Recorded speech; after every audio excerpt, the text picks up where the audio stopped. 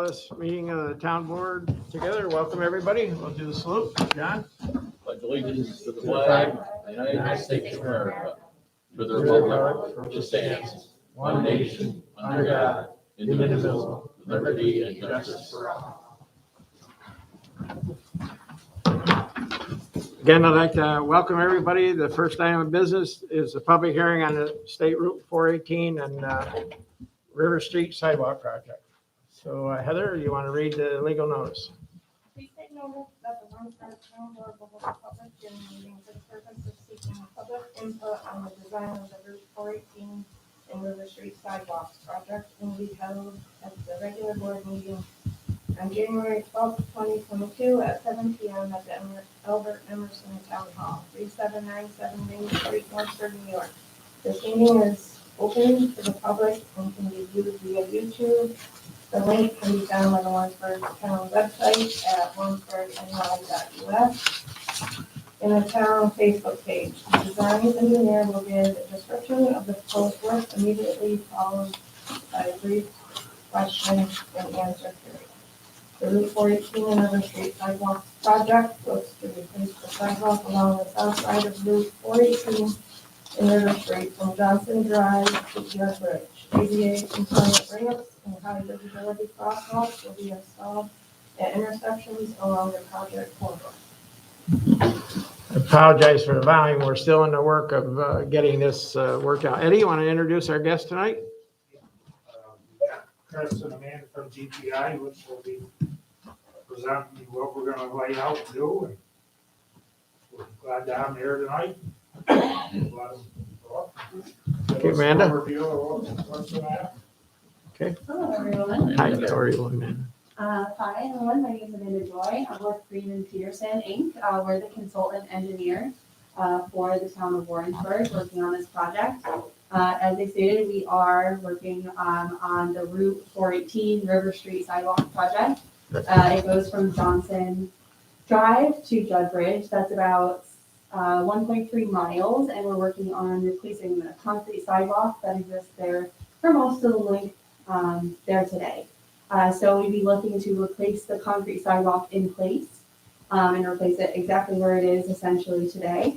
And then look to relocate utility poles. That will be a big thing for that area. I'm sure many of you know some of those utility poles are close to the roadway. They're within like 12 feet of the center line. So for those plows that are trying to come through that area, that's pretty narrow, which causes damage to the utility poles, which is a problem for both the town and National Grid.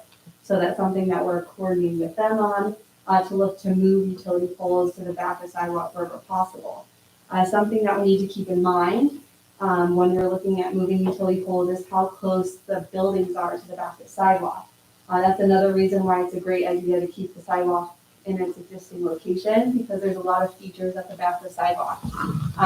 As you know, there's buildings, fences, retaining walls, all at the back of the sidewalk. So the main thing when we look at not the sidewalk, but the utility poles is that utility poles can't have an aerial encroachment over a residential building. So they need to be at least 10 feet away from a residential building. So that's something that can be tight in that corridor. Okay. So we've identified approximately 33 poles that we would like to relocate to the back of the sidewalk. So we are in the process of getting design approval from New York State DOT.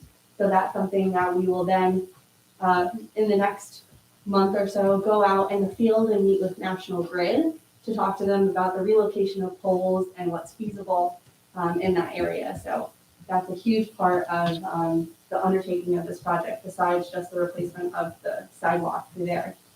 Another key feature, which I'm sure many of you may be concerned with, is Curtis Lumber. We did meet with Curtis Lumber when we were looking at the preliminary design for this project.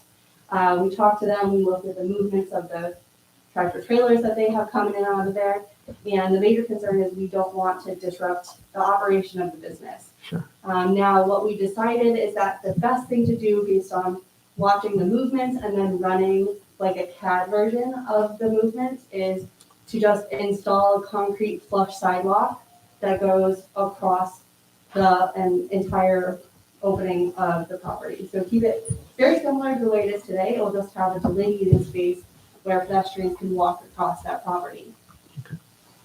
Another thing that we mentioned is we want to install ADA compliant ramps. So anywhere where there's an intersection, we want to make sure that we have ramps that are compliant so that there are certain slopes, so that they're friendly for wheelchair users, and that they have detectable warning strips so that they give an idea to anyone who's visually impaired the way that they should be crossing the roadway. Another thing that we want to do at intersections is install high visibility crosswalks. So that's something that's great, especially for vehicles when they're on a roadway, to make sure that they know to expect a pedestrian in that area, especially when there's not a lot of crossroads or crosswalks that go perpendicular to River Street and Route 413. So that brings attention to the fact that they need to notice that that's somewhere where pedestrians cross the roadway.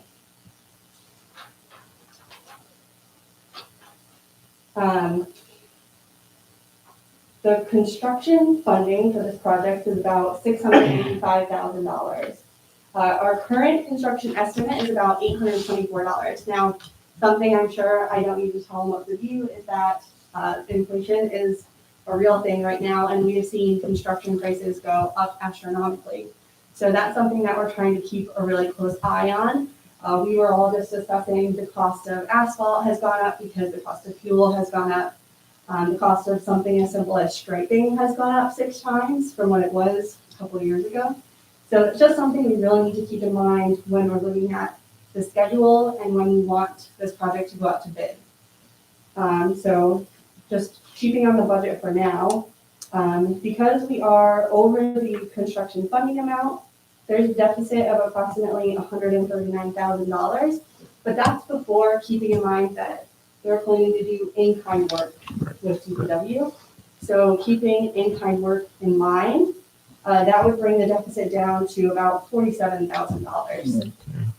So it's a little bit of a deficit there, but that does have a lot to do with how the bid prices are going to be coming in over the next year or so. So our goal is to submit final design report in February of 2022 to New York State DOT for review.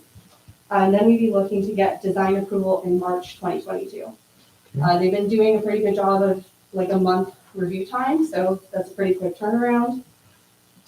And then an aggressive schedule of trying to get plans, specifications, and estimate of final contract documents out to DOT for review for April 2022. That would hopefully get us in a place to bid the project in May of 2022. Then we would look to begin construction in July and end construction in October. Now, something to keep in mind and look at is we have some things that we don't have control of. One of those things is National Grid moving their poles. So we're going to try to work with them and make sure that they can work with this schedule to make sure that construction goes well, because we really all need to work together to make that happen. Another thing that we want to keep in mind is we have no control over New York State DOT and their review timelines. They have been doing a very good job at trying to make that timely, but a lot of things have been slowing down recently, so we have to keep that in mind. So with an aggressive schedule, we are at the hands of our reviewers a little bit in that sense. Another thing that I mentioned is bid prices. So looking at when we look to bid this project, in may not be the most competitive time of year. It's also a difficult time for bid prices in general with inflation going up continuously. And materials are at a shortage as well. So we want to make sure that this is the best project for the town at the best price. So that's something to just keep in mind as we're moving forward. Sure. After we get design approval. So I think that's the summary of what I have for the project. It's pretty straightforward. Does anyone have any questions? Sure. Anybody from the public have any questions about the sidewalk project? Please come up to the mic and ask your question. Get very close. Yeah, you take about 6 inches back. I'm the person that has the no voice. So do you hear me? I can. Perfect. Yeah. Okay, so these are minor questions, and you probably covered them at some point. But I know you have overhead lines and things like that. Any opportunity to put any utilities underground in that area? I doubt it, but it's a good question. Yeah, that's a great question. We get that question a lot. It's something we would love to do. The only problem is, when you ask the utilities to move overhead, then that's at the cost of the utility company. When we ask them to go underground, that then becomes the cost of the town. So, we say it's usually about $1 million a mile to go underground, so it's just not financially Cost prohibitive. feasible. Yes, it's cost Okay. prohibitive. And then in reference to crosswalks, I've seen other communities use stamped crosswalks. Mhm. What is your proposal for? You said high visibility, even terminology, is there some explanation of what that high visibility crosswalk is? Sure. So high visibility crosswalk is a striped crosswalk. The striping has a reflective material within it, so that it does catch the light of headlights and things like that. It is not a stamped in place treatment. That's not something that we were planning to do as part of this project. One thing to keep in mind with those is that it's more difficult for maintenance down the road. So putting back high visibility crosswalks is something that DPW can do themselves, but replacing the stamped concrete or stamped asphalt is more difficult to do, and it can become chipped, especially with the plowing things over time. But it is a nice treatment. Okay. And you mentioned some of this is being done with funding. Is that Complete Streets or is that what funding source is that? And I'm just curious. Sure. It is a transportation alternatives program. So it is a capped funding source. And it's not Complete Streets, but it does have to meet ADA and federal requirements. So it's federal funding for this project. Yes. And then you mentioned that there's a deficit of about 50,000, and that coverage would come out of the town itself. And this is a question for the town. Do we have a method of how we're going to pay for that 50 yet? I can't hear what you're Oh, saying. sorry. So it sounds like we have a deficit of about 50,000. Does that deficit come out of our town? To It'll cover probably that come 50? out of the town funds, yeah. Oh, one other thing I do want to add is we are going to be looking to talk to AGFTC about getting additional funds. I know that they've been able to help Warren County out to be able to do something. So in the grand scheme of projects, 50,000 is a smaller deficit than we Yeah. would see in some other projects. Okay, that's all I had. Okay, Thanks. thank you. Anybody else? You gotta speak up because it's hard to hear with the man. Sure. Thank you. Makes it a lot easier. I just had a question. Originally, was there going to be a bike lane or a bike path? Not that I'm aware of. Not, okay. I thought that was I- part of the original. Was that part of it? During that revitalization grant, okay, wasn't, with the River Street revitalization, we got $1 million plus for it, or that another, This is the same. same part of it, right? Yeah, but I don't think there's bike paths No. on that. Okay, I just kind of remembered there was. It was a couple years ago when we actually got the It award, was. Right. so. Okay, thank you. Anybody else? No? You have extra copies of, if you leave them We with have us? extra copies of a handout, and we also have comment forms if anyone would like to leave comments or Sure. thoughts on the project. We'd love to hear it. And we have A couple of whiteboards. a little whiteboard up here if you want to take a look at what the corridor looks like. Okay, thank you very much. Thank you Thank very you for coming up tonight, and we appreciate it. We'll be in touch. Okay, that ends the public hearing. Nobody else on the public hearing? All right, we'll close that on the sidewalk project. First item of business, approve the minutes of December 29th and January 3rd meetings. Somebody want to make that? Motion by Richard. Second. Second by Brian to approve the minutes of the meetings. All those in favor? Aye. Opposed? Carried. Report of officers. Town clerk? We have purchased fees, taxes, $8.50, photocopies, $4.25, for a total of $12.75. Certified copies, $120. We have landfill fees of $14,328, 8 punch cards at $440, for a total of $14,768. Dog licensing, $121. And we had building permits, $30.25, for a total of $15,052. There's no supervisor's report tonight. We haven't closed the month, so we don't have the finals, although I know our balances were pretty good for the balance of the year. So we did pretty well. Assessor? Assessor's report for January, due to the ongoing COVID pandemic, governor recently signed executive order 11.1 on December 26, 2021, which allows senior citizens receiving property exemptions to forego filing their annual renewals for the 2022 assessment rolls. Last year, 2021, the prior governor made an executive order to forego the necessity for any senior to submit their annual renewal. Current executive order allows each municipality the option of adopt a resolution to eliminate the mandatory annual renewal and allow seniors who received the exemption in 2021 to carry it forward into 2022 without any further actions.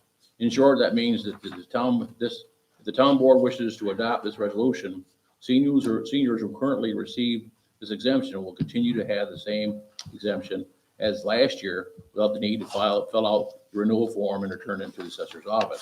Currently, there are 59 seniors in Warrensburg who qualify for and receive this exemption. Annual renewals are typically mailed out during the third week of January. Should the town board decide to adopt this resolution, this will eliminate the need to mail out renewals and will not force seniors to deliver their annual renewal forms, along with proof of income to the assessor's office, thus making it safer and easier for those who are in the higher risk category and or those wishing to limit the possibility of exposure.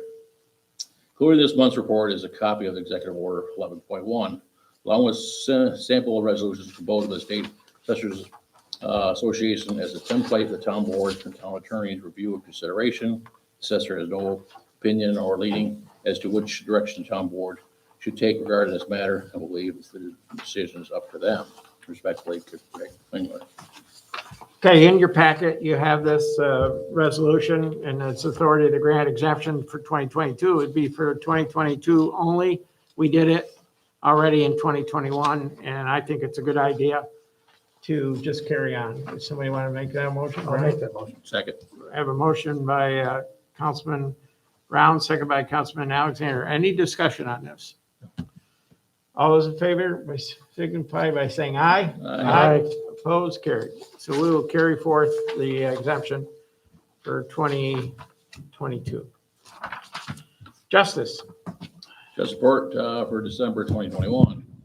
Judge Fisk heard 63 cases, collected fines of $6,557, fees of $280, and surcharges of $2,801.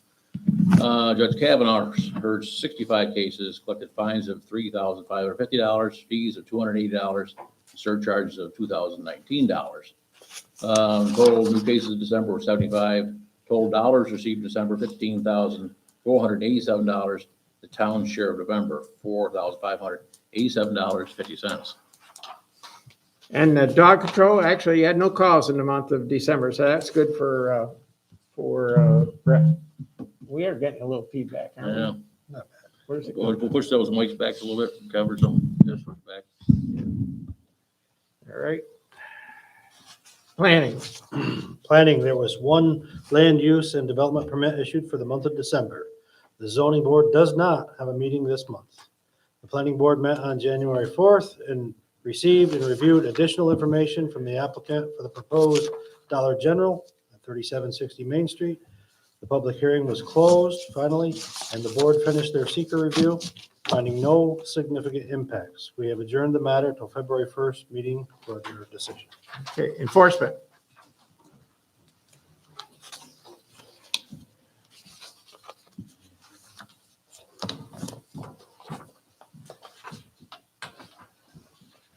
I received a complaint about party parking at the end of their driveway, obstructing plowing. I looked at the situation and there wasn't much I could do because they were parked on their own property. Replied to code violations at 179 Jenny Jill, none were found. Received a call from the owners of 25 Karen Street regarding a notice which was sent for a wood processing business. After a lengthy discussion, they advised me that they were moving their business to Lake George. Discussed parking at the Med Center with Mr. Benoit. Met a man in the parking lot who he called me in the phone. I went out in the parking lot, talked to him. He was from Stony Creek and he had some problems, and I directed him to the proper sources to get the information he was looking for.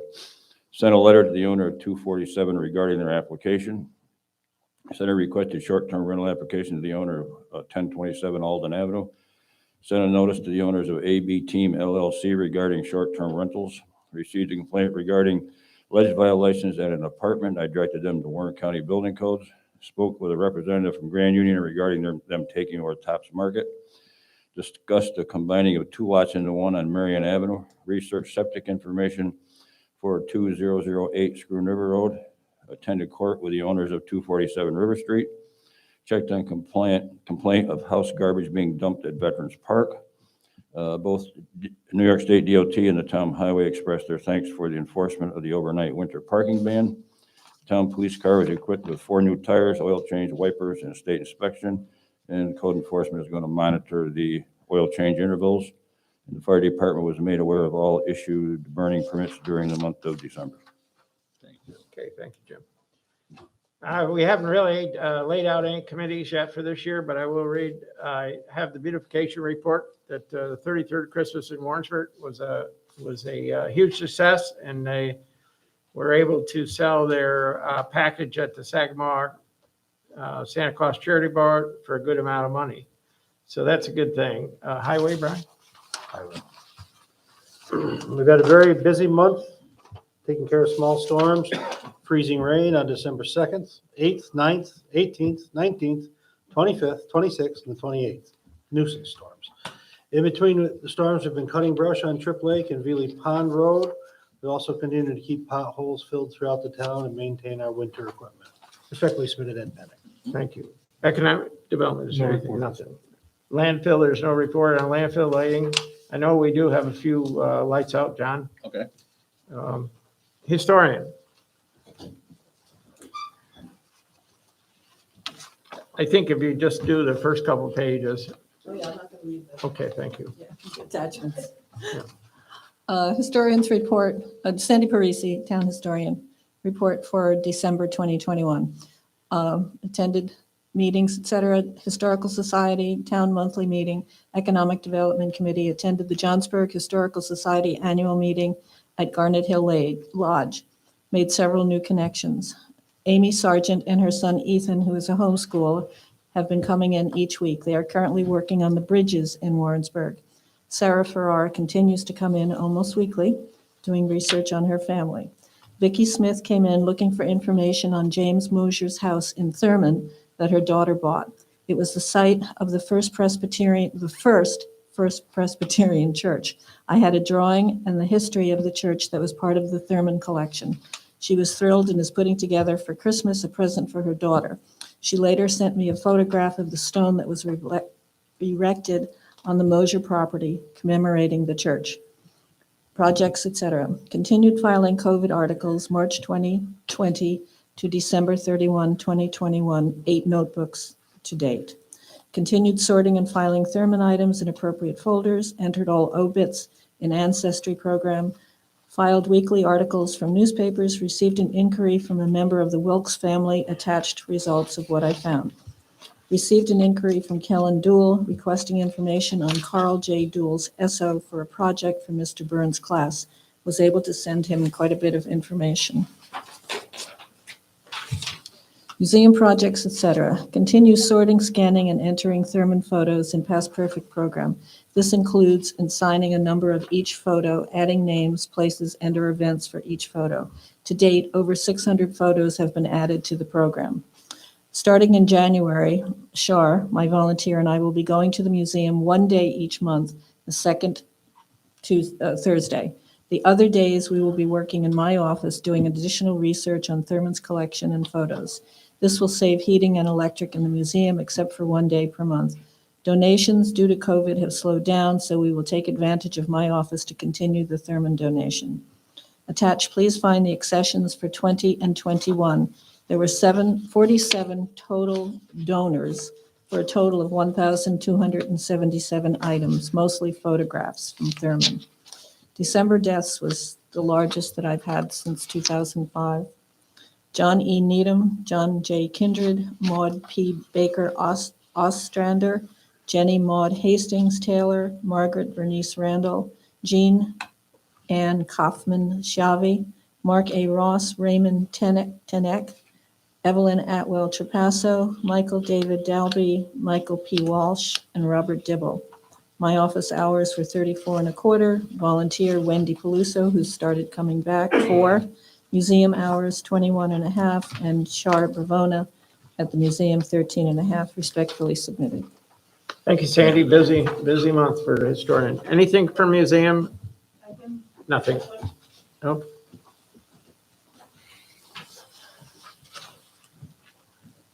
As we noted, the Christmas in Warrensburg was a successful event. I just want to highlight that we had, in the year of 2021, we had approximately 42 days open. We had 115 attendance. That's significantly less than the previous year where we had 623. In reference to this upcoming year, we will be doing recruitment and training for new docents and rather greeters and guides. The museum space, I'm working on updating the rotating exhibit space area, and we have other plans that I'll detail in the future. Okay, will you send us that report? I will. All right, thank you. Appreciate it. Parks and Rec. All right, up kept on the Christmas lights were being done to keep the lights shining through Christmas. Maintenance has been done on vehicles. We started painting park benches. Calls were made for pricing on repairing some of the playground equipment. Respectfully, Tracy Benoit. Okay, sewer, water. Sewer for January. Temporary winter windbreak was installed around the new mechanical bar array to help keep it from freezing up. Preventive maintenance is being done on equipment. Rags were removed from the pump station B. Pump station C was back flushed with preventive measures. Work continues to move forward with sludge removal going to bid. Respectfully, Tracy Benoit. Water for January, we removed 5 meters and turned off the water from the street. Water meters were read for the season. Letters sent out to people with high usage. POFAs and dioxin tests came back for this quarter with passing results. These tests are very stringent, and we were very happy for passing them without having to do any filtration. Work continues to move forward. The transmission line from the tank will be put out to bid. Respectfully, Tracy Benoit. Okay, communications. I got an email from William Van Pelt the 4th about Department of Labor requirements for Hickory Hill. And I informed Mr. Van Pelt that he would have to contact Department of Labor. It's about inspection of their lifts at Hickory Hill. Also received a letter from Ashen asking that we waive the 30-day waiting notice for a liquor license application, and up at the Bond, they are changing their use up there. They're going to host some outdoor parties and wedding venues. So he's asking that we waive the 30-day waiting period for them to apply for the license. So somebody of you make that motion? Motion by John, second by Brian to waive the 30-day waiting period. Anybody opposed? All those in favor? Aye. Aye. Okay, so we'll have the town clerk send that letter along.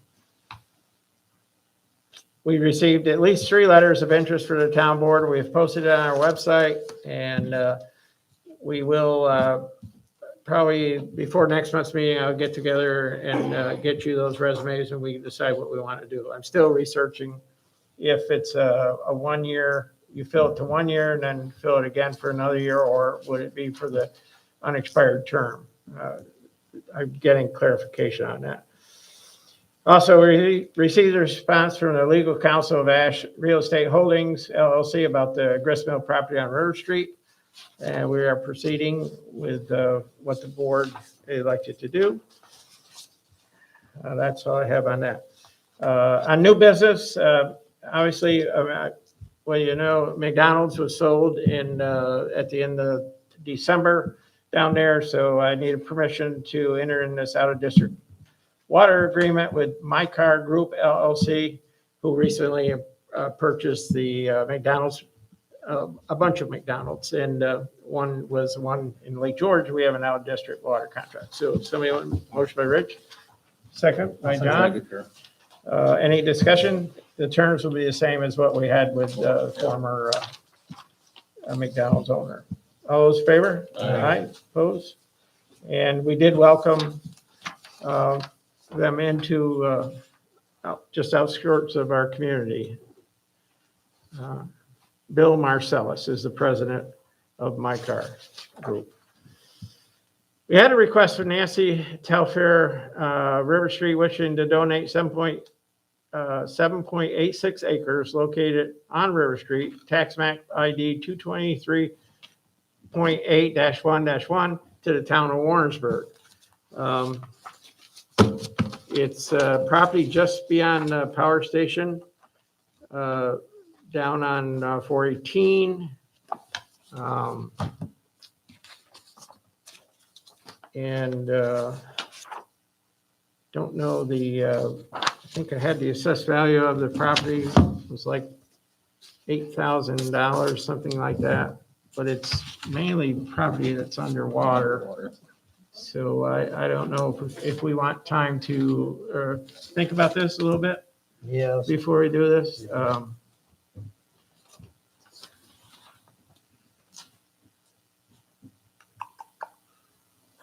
It's under, its value is 8,500. So you want to wait? We'll figure it out. Table it. Well, table and we'll bring it back next month. Okay?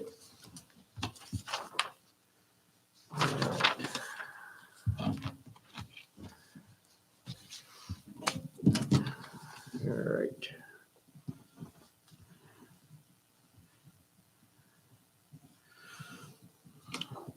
I got the final proposal from Ray Audio and Video, and it's $2,700. What we're going to do is we're going to remove all these ceiling mics, and we're going to go back to handheld mics and probably take a gun to that piece of equipment over there and put it out of its misery once and for all.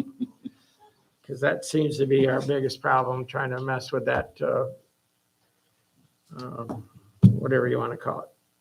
So, but this will be the final expenditure, I believe, on this. On the next item of business was adding Juneteenth to the holiday schedule. It's something that we would have to negotiate with our highway department. Some towns are doing it. The county has not added it on. It would add another holiday on to our list. We did not put it on our schedule. And because we're trying to get a feel for what everybody's doing. Some are, some aren't. So do you want to just let that ride until we get more? Feedback, yeah. Okay. I know the county hasn't, it hasn't come up down there, but if we did, we'd have to negotiate with our highway department with the rest of the people. So we'll have that on the agenda, and I'll just raise your awareness of that. It's called Juneteenth. And then last, on the business end of it, we have a resolution request affirming and adopting an alternative to the required undertaking. If you remember last month, our last resolution in our organizational meeting was to appoint a resolution confirming undertakings. And the town attorney has suggested that the way we did it was fine, but we did it on an individual basis. And if we pass this resolution, what this resolution does is it makes it more a blanket resolution. So I'll read what I have picked out of the resolution, and you all have it in your packet. The town board does hereby affirm, ratify, adopt, and readopt its consent, approval, and authorization for the procurement of the statutory required blanket undertaking from an authorized corporate surety covering the town officers, clerks, and employees instead of requiring personal undertakings. And for the 2022, such blanket undertaking shall have the below detailed terms included in the resolution I filed in the town clerk's office. And basically what it does, the terms of this is it's always covered in our insurance policy. And what it is it covers the officers and employees for different levels of insurance if some money should come up missing or something happens. So this just is a blanket one. We do it this year. It carries over from year to year, I believe. Is that correct, Brian? Yeah, Kevin, the choice is for each officer to go procure their own undertaking, Right. or for the town to provide the blanket one. Right. And as long as the blanket policy is in the amounts that you approve and as performed by a corporate surety that you approve, an insurance company. Right. And it's on file with the town clerk. That's That's the statutory requirements. Right. And we have that, and we've had it every year, but we just never went through this formal. So somebody want to make a motion by Rich? Second?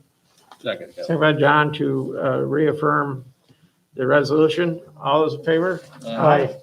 Opposed? Carried. Okay, next item of business is warrants. Obviously, it's being early January, we still have bills to pay.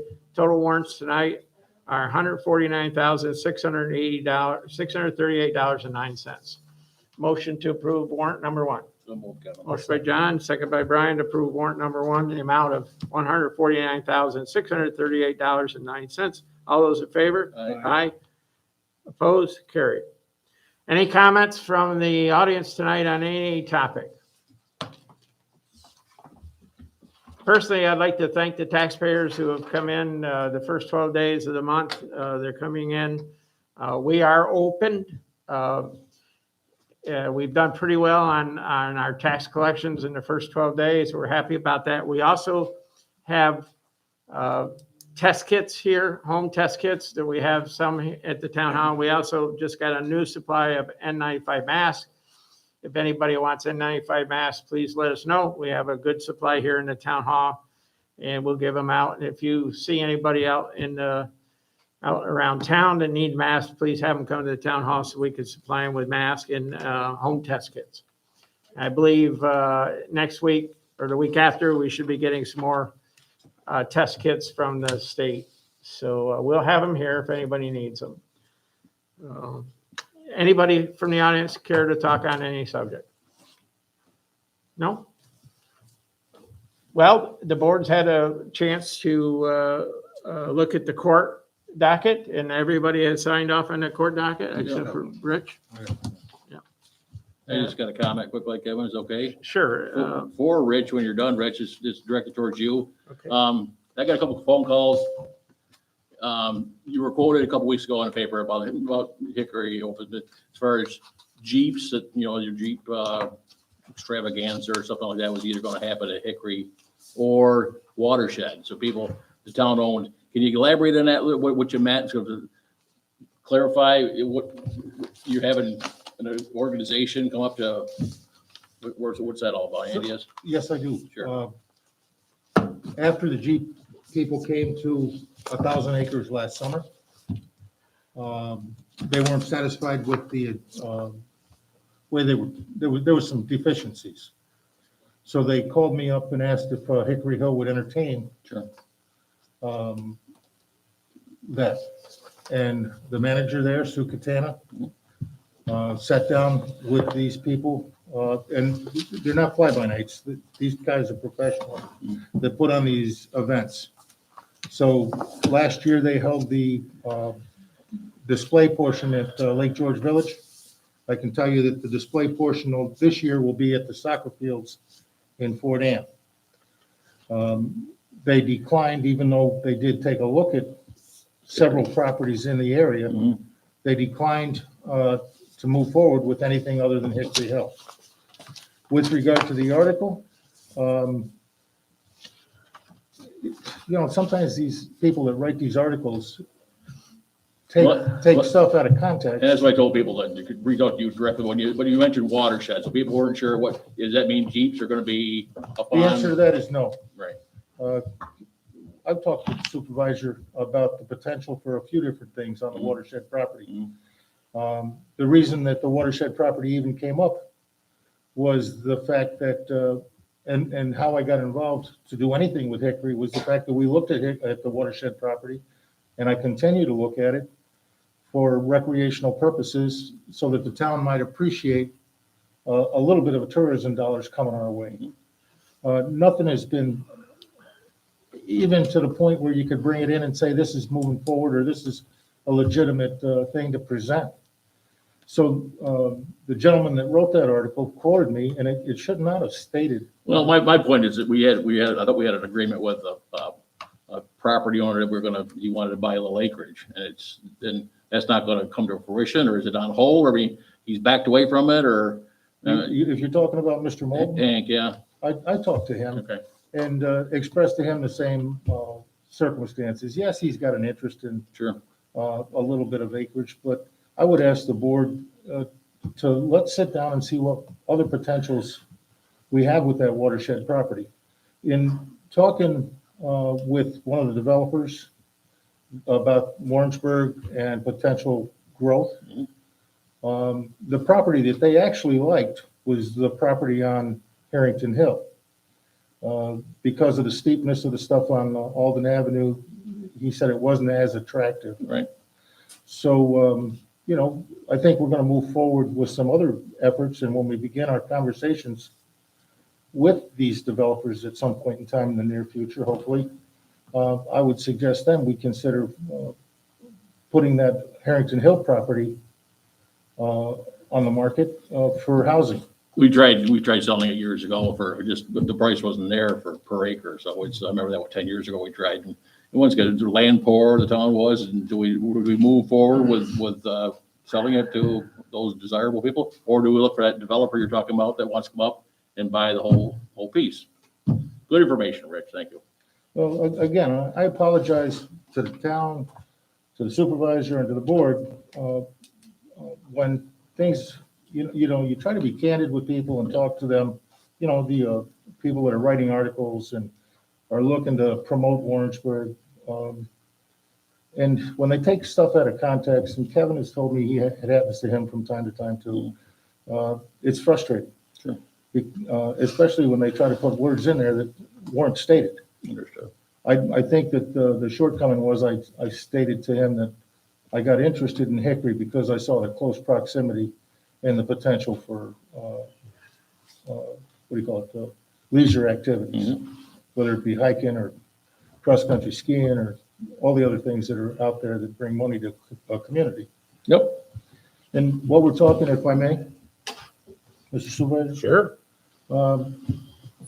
The EDC, Economic Development Committee, had every intention of holding an in-person get-together, and it was suggested the library would have been appropriate because of their technology that's available in the basement, to put up the results of the survey that many of the people in the community took time to respond to. Based on the COVID circumstances, it's really not realistic to have in-person get-togethers as we had hoped. And I'd spoken with our chamber lady, Suzanne, today, and she's going to put the results up on the chamber website so that the public can actually see the results of that survey. She also stated to me she talked with Danny and see if we couldn't get it on the town website as well. And we're pleased that we did get a number of response on the survey, and we want people to see what they are. And then if the public has any questions, get them into Supervisor Garrity or get them to Suzanne at the chamber, and we'll respond to them accordingly. Thank you. Brian? I just want to say that I've been across the town watershed property with this new snowmobile trail. They did a pretty nice, neat job, and it's, obviously we need snow for it to be worth anything, but it'd be a nice asset when it brings money to town, Yeah. People with disposable incomes, snowmobiles, Right. But it's a nice system, and it's a nice, safe trail. There's some hills and stuff in there, but they did. And they worked with our person logging it too, that Yeah. they helped out. Yep. So, No, it's not messy back there or anything of the sort, and I just want to assure the public that one person doesn't make the decisions. The town board will make the decisions. So when you see articles attributed to a town board member, that is disconcerting. But we make the decisions as a board. Anything on any of the properties will always come to the town board. It won't be one person thinking that this is a good idea until it comes here. So I don't make the decisions, the board makes the decisions. And I think what happens is when sometimes these articles get written, people will call up and they get excited without the board's knowledge, and that's not the way we're going to work. So we make the decisions as a town board. So anything else to come in front of us tonight? If not, Motion to a motion to adjourn. Thank you all. adjourn.